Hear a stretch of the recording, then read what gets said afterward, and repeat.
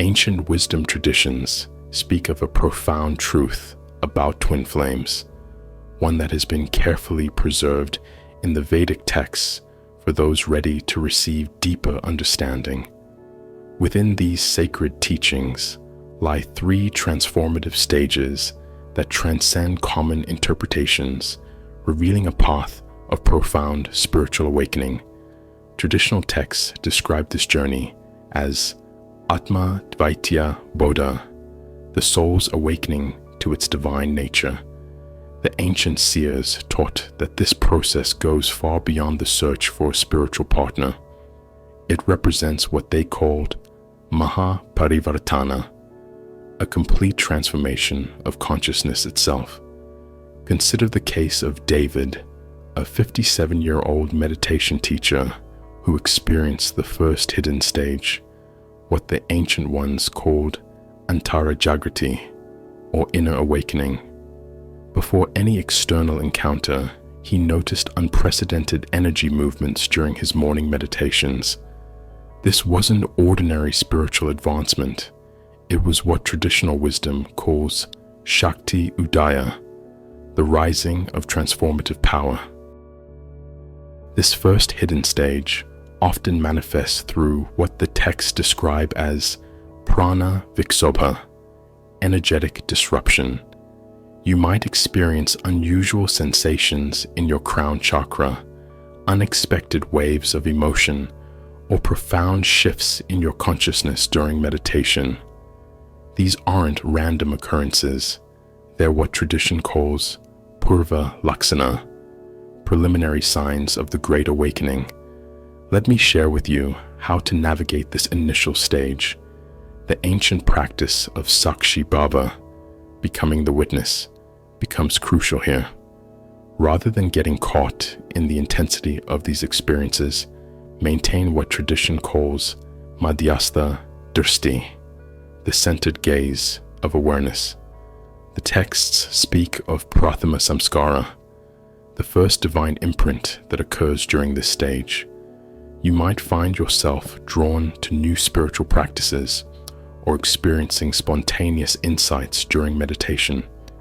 This is what the ancient ones called Divya Sparsha, the divine touch that initiates the deeper journey. Now, let's explore the second hidden stage, what the texts call Shunya Darshana, the void of transformation. Consider the case of Marian, a 62-year-old spiritual practitioner who entered this phase unexpectedly. Everything she thought she knew about herself seemed to dissolve. This wasn't a crisis. It was what traditional wisdom calls Purana Tyaga, the releasing of the old self. During this stage, you might experience what the ancient ones called Maya Vilaya, the dissolution of illusions. Long-held beliefs about spirituality, relationships, and your own identity begin to shift dramatically. This can be disorienting, but the texts remind us that this is Amrita Marga, the path of immortal wisdom. Traditional wisdom speaks of Madhyama Diksha, the middle initiation that occurs during this phase. Consider the case of Robert, a 54-year-old practitioner who found himself spontaneously releasing decades-old spiritual practices that no longer served his evolution. This wasn't regression. It was what the texts call Uttama Tyaga, supreme letting go. Let me share with you a profound practice that the ancient ones prescribed for navigating this transformative phase. The traditional Hridaya Dhyana, heart space meditation. Spend 24 minutes at dawn in silent communion with your heart center. This isn't ordinary heart meditation. It's what the texts call Atma Samvada, dialogue with the soul. Let your awareness rest in what tradition describes as Madhya Bindu, the central point of transformation. The texts speak of certain signs during this phase, what they call Antarika Lakshana. You might experience profound dreams, spontaneous insights, or what tradition calls Ritambara Prajna, truth-bearing wisdom that arises from the depths of silence. These aren't mere coincidences. They're what the ancient ones called Divya Sanketa, divine signals of progression. The third hidden stage reveals itself as Advaita Anubhuti, the experience of non-dual awareness. This is perhaps the most misunderstood aspect of the twin flame journey. Consider James, a 59-year-old practitioner who entered this phase after intense spiritual practice. What he discovered wasn't about union with another. It was what tradition calls Svatva Bodha, recognition of true selfhood. During this stage, you might experience what the texts describe as Turiya Sparsha, touches of transcendental consciousness. These aren't mere spiritual experiences.